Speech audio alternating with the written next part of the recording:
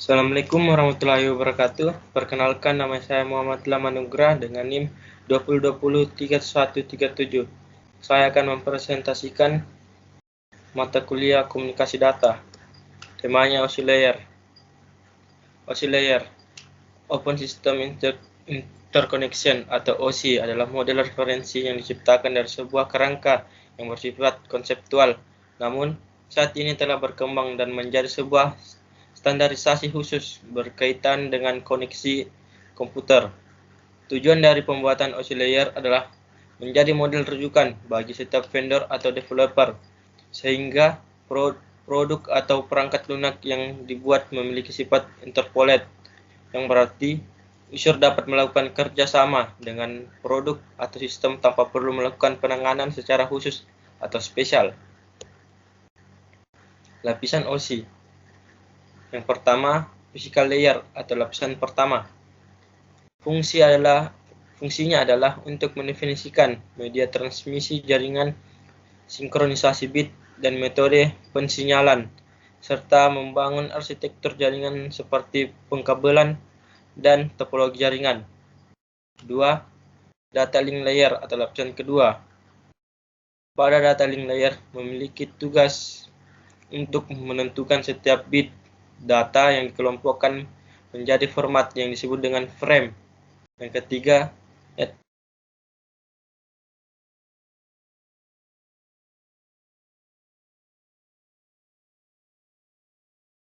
atau Internet Protocol, baik IP pengirim atau IP tujuan data. Yang keempat, transfer layer atau lapisan keempat. Transfer layer mempunyai fungsi untuk memecah data menjadi paket-paket data, serta memberikan nomor urut untuk setiap paketnya. Yang kelima, session layer atau lapisan kelima.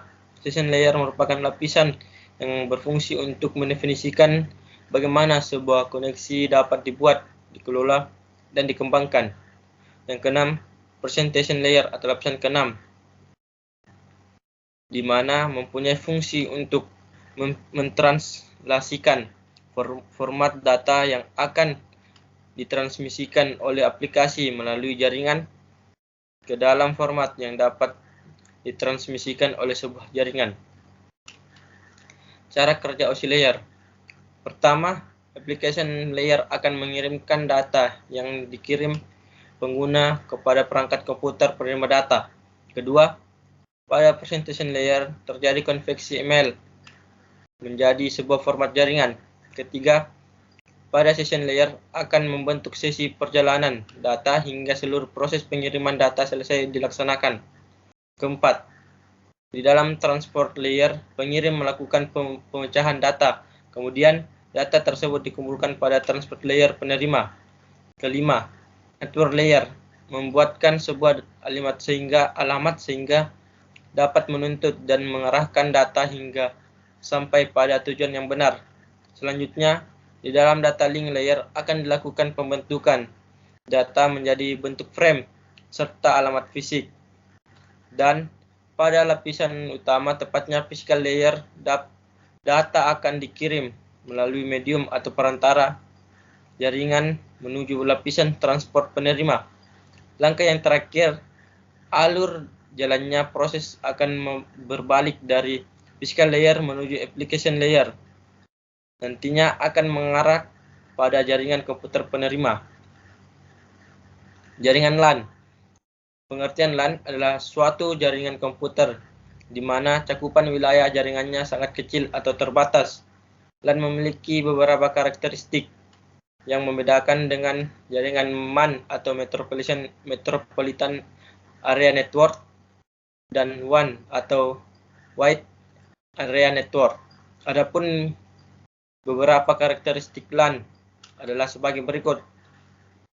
LAN berada dalam ruang lingkup geografi yang lebih sempit atau area kantor, kampus, sekolah, dan rumah. LAN memiliki kecepatan perpindahan data yang lebih tinggi. LAN dapat berfungsi dengan baik tanpa adanya jalur telekomunikasi. Dengan kata lain, LAN tidak membutuhkan akses internet. Fungsi LAN. Yang pertama, untuk menghubungkan beberapa komputer dalam suatu wilayah. Kedua, untuk memungkinkan dilakukannya komunikasi antar komputer dan perangkat dalam jaringan. Ketiga, untuk memungkinkan dan mempercepat proses berbagi data dan program antar komputer dalam jaringan. Keempat, membantu menghemat biaya operasional karena perangkat dalam satu jaringan dapat dipakai secara bersama-sama, misalnya printer, server, dan lain sebagainya. Workstation, yaitu node atau host yang berupa suatu sistem komputer. Server, yaitu suatu hardware atau perangkat keras yang fungsinya untuk melayani jaringan. Dan workstation yang terkoneksi dengan suatu jaringan. Link, yaitu bagian dari jaringan LAN yang menghubungkan peralatan seperti workstation dan server secara fisik. Network Interface Card atau NIC, yaitu rangkaian elektronika yang terancang khusus untuk menangani network protokol. Network software, yaitu perangkat lunak yang digunakan untuk menjalankan jaringan LAN berfungsi sebagai mestinya. Topologi jaringan LAN. Topologi bus. Yang pertama, topologi bus. Sebuah topologi yang merupakan cara dalam jaringan komputer dalam menghubungkan suatu jaringan satu dengan yang lainnya menggunakan kabel tunggal yang menghubungkan ke klien dan server. Metode topologi bus ini digunakan pada jaringan dengan skala kecil yang semua perangkatnya saling terhubung dan membentuk sebuah bus. Oleh karena itu disebut topologi bus. Topologi ring. Topologi ring ini diartikan sebagai suatu skema aturan konsep maupun tata cara yang digunakan untuk sebagai penghubung satu komputer pada komputer lainnya. Rangkaian yang dimiliki berbentuk titik-titik yang terhubung dengan kedua jenis titik lainnya dalam jaringan yang sama. Topologi star atau topologi bintang adalah suatu metode atau cara untuk menghubungkan dua atau lebih komputer dengan jaringan yang berbentuk bintang atau star, di mana topologi jaringan berupa konvergensi dari node tengah atau node atau pengguna, sehingga semua node atau titik terkoneksi dengan node tengah tersebut. Perangkat penghubung jaringan LAN. Yang pertama, router. Router adalah perangkat keras yang biasanya dihubungkan oleh LAN atau WAN. Router saling berhubungan dengan jaringan komputer lain untuk berbagi data melalui jalur yang tersedia yang terhubung ke router. Yang kedua, hub. Hub merupakan perangkat komunikasi yang menyediakan titik sentral untuk jaringan kabel. Yang ketiga, repeater. Repeater adalah perangkat yang melakukan fungsi seperti memfilter gangguan sinyal dan juga memperkuat sinyal retime. Topologi bus. Topologi bus adalah sebuah topologi yang merupakan cara untuk dalam jaringan komputer dalam menghubungkan suatu jaringan satu dengan yang lainnya menggunakan kabel tunggal yang menghubungkan ke klien dan server. Metode topologi bus ini digunakan pada jaringan dengan skala kecil yang semua perangkatnya saling terhubung dan membentuk sebuah bus. Oleh karena itu disebut topologi bus. Fungsi topologi bus. Topologi bus ini sebenarnya adalah untuk menyambungkan dua atau bahkan lebih jaringan komputer. Dengan begitu jaringan komputer tersebut bisa saling bertukar informasi. Jadi, sederhananya, bila dilihat dari pengertian di atas, maka prinsip kerja topologi ini adalah menjadi server.